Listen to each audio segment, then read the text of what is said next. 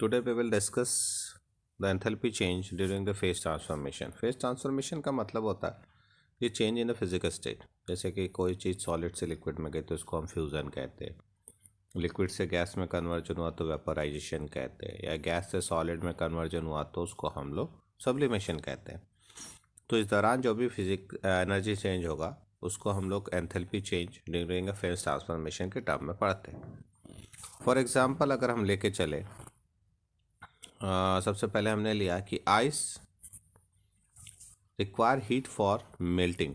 हमको पता है आइस से अगर हम वाटर में कन्वर्जन करना चाह रहे हैं तो वी नीड सम एनर्जी, उसको हम सप्लाई करेंगे energy and it will change to the liquid. Process is called melting और fusion. This takes place at constant pressure, atmospheric pressure पे होती है, and during phase transformation temperature always remains constant. We know that कि temperature हमेशा क्या रहता है, constant रहता है किसी भी फेज ट्रांसफॉर्मेशन के दौरान, क्योंकि जितनी भी एनर्जी हम सप्लाई करते हैं वो एनर्जी यूटिलाइज हो जाती है सब्सटेंस को वन फॉर्म से अनदर फॉर्म में चेंज करने में। अब अगर हम एग्जांपल देखें, जैसे कि अगर वाटर है तो वाटर किस में कन्वर्ट हो रहा है, सॉलिड टू लिक्विड। जो एंथैल्पी ऑफ फ्यूजन है इस दौरान वो कितना आ रहा है, 6 किलो जूल पर मोल। ठीक है। अब अगर हम इसी लिक्विड को वापस से सॉलिड में बदलते हैं तो इक्वल अमाउंट ऑफ एनर्जी हमको क्या करनी पड़ेगी, इक्वल अमाउंट ऑफ एनर्जी क्या होगी, रिलीज होगी। तो जब भी सॉलिड से लिक्विड में कन्वर्जन हो रहा है तो उसको कितनी एनर्जी की रिक्वायरमेंट है, 6 किलो जूल पर मोल। और अगर लिक्विड से सॉलिड में कन्वर्ट होगा वाटर तो उतनी ही एनर्जी वो क्या करेगा, निकालेगा, रिलीज करेगा। तो the enthalpy change that accompanies melting of 1 mole of solid substance in a standard state is called standard enthalpy of fusion। किसी भी क्या हो रहा है, 1 मोल ऑफ सॉलिड को लिक्विड में चेंज करने के लिए जितनी अमाउंट ऑफ एनर्जी चेंज हो रहा है इन द स्टैंडर्ड स्टेट उसका क्या कहलाता है, standard enthalpy of fusion. Definition में आप ध्यान रखिए कि जब भी आप अगर फेज ट्रांसफॉर्मेशन की डेफिनेशन लिखते हैं एंथैल्पी चेंज की, तो हमेशा 1 मोल ऑफ सब्सटेंस को एक फॉर्म से दूसरे फॉर्म में चेंज करने पे जितनी एनर्जी चेंज आता है उसको हम एंथैल्पी चेंज कहते हैं ऑफ अ फेज ट्रांसफॉर्मेशन। ठीक है। अब देखते हैं हम अगला एग्जांपल देखते हैं। नेक्स्ट हमारे पास क्या है, एंथैल्पी ऑफ वेपोराइजेशन। अब वेपोराइजेशन में हमने फिर वाटर लिया, वाटर को हम बॉइलिंग पॉइंट पे लेके चल रहे हैं तो लिक्विड से किस में कन्वर्ट होगा, गैस में। ये बॉइलिंग टेम्परेचर है। अब यहाँ पे जो एंथैल्पी ऑफ वेपोराइजेशन वो कितना लग रहा है, 40.79 किलो जूल पर मोल। तो एंथैल्पी ऑफ वेपोराइजेशन कितना आ रहा है, लिक्विड से गैस में बदलने पे 40.79 किलो जूल पर मोल। अब यहाँ पे जब हम इसकी डेफिनेशन लिखेंगे तो सेम वही लिखेंगे, the amount of heat required to vaporise how many, 1 mole of liquid at constant temperature and under standard pressure is called standard enthalpy of vaporisation. और लिखने का तरीका वही है, डेल्टा जो भी प्रोसेस होती है उसको यहाँ लिख दिया जाता है एच और उसके ऊपर सिंबल लग गया स्टैंडर्ड का। तो अब देखो डेफिनेशन सेम है, ध्यान रखिए किसी भी सब्सटेंस को amount of heat required to vaporize 1 mole of liquid at constant temperature. जब हमने फ्यूजन का तो हमने कहा amount of heat required to convert और melt 1 mole of solid to liquid. अब यहाँ हम कह रहे 1 mole of liquid to 1 mole of a gas under standard condition of temperature and the pressure. ठीक है। अब नेक्स्ट देखते हैं।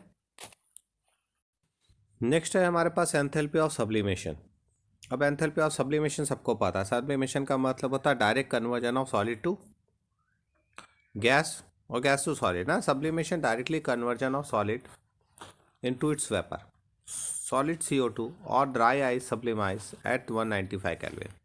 एग्जाम्पल देखें तो जो CO2 सॉलिड CO2 है या ड्राई आइस जिसको हम लोग कहते हैं वो सब्लिमाइज होता है कितने पे, 195 केल्विन पे हो जाता है। और उसका जो सब्लिमेशन एनर्जी वो कितनी है, 25.2 किलो जूल पर मोल है। ऐसे नैप्थलीन ये भी सब्लिमेटिंग सब्सटेंस है, इसकी एंथैल्पी ऑफ फ्यूजन सब्लिमेशन हमारा आता है 73 kilo joule.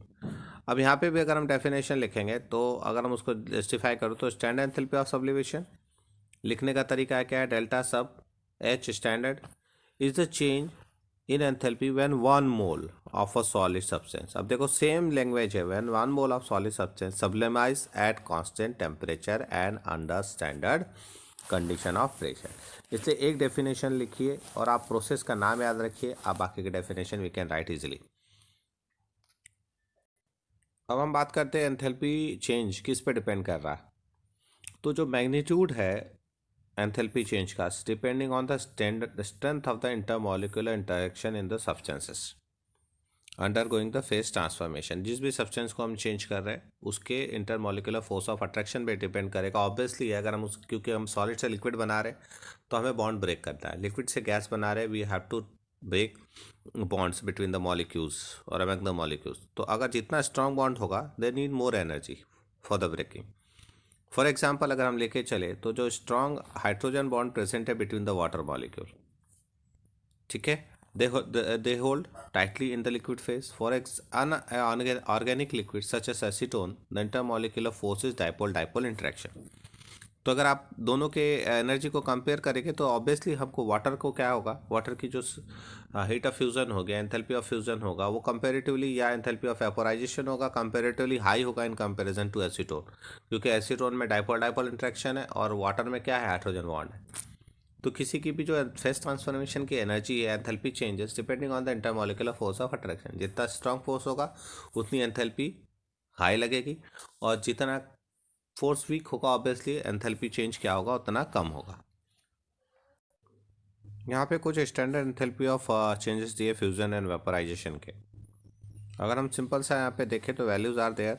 Delta T F और डेल्टा टी बी की वैल्यू यहाँ पे शो की गई है। ये फ्रीजिंग टेम्परेचर और बॉइलिंग टेम्परेचर को रिप्रेजेंट करता है। ये एंथैल्पी ऑफ फ्यूजन है, ये एंथैल्पी ऑफ वेपोराइजेशन है। अगर आप फ्यूजन को ही केवल देख रहे हैं, वाटर को और अमोनिया को कंपेयर करो तो दोनों में हाइड्रोजन बॉन्ड है, लेकिन अमोनिया में जो हाइड्रोजन बॉन्ड है वो वाटर के कंपैरिजन में वीक होता है, ठीक है। तो यहाँ पे एंथैल्पी ऑफ फ्यूजन की वैल्यू को भी अगर देखो तो देखो डिफरेंस आ रहा है। ये बता रहा है कि इंटरमोलिकुलर फोर्स ऑफ अट्रैक्शन पे डिपेंड कर रहा है। यहाँ देखो 6.01 है, यहाँ पे 5.65 है। तो हमारा जो एंथैल्पी ऑफ फ्यूजन है या enthalpy of vaporisation is depending on the intermolecular force of attraction between the molecules कैसा है। जितना स्ट्रॉन्ग फोर्स होगा उतना ही एंथैल्पी ऑफ फ्यूजन या एंथैल्पी ऑफ वेपोराइजेशन हाई होगा, ठीक है। इस चीज़ को आपको ध्यान रखना है ना। जैसे NaCl है, आयनिक बॉन्ड है, वाटर में कैसा हाइड्रोजन बॉन्ड है, we know that electrostatic force of attraction is stronger than the hydrogen bond. तो अब अगर हम इसको देखो तो देखो एंथैल्पी ऑफ फ्यूजन में डिफरेंसेस हमें दिख रहे हैं, बहुत डिफरेंस है। NaCl 28.8 है और वाटर में कितना है, 6.01 है, ठीक है। तो ये है हमारे पास enthalpy of phase transformation. Thank you.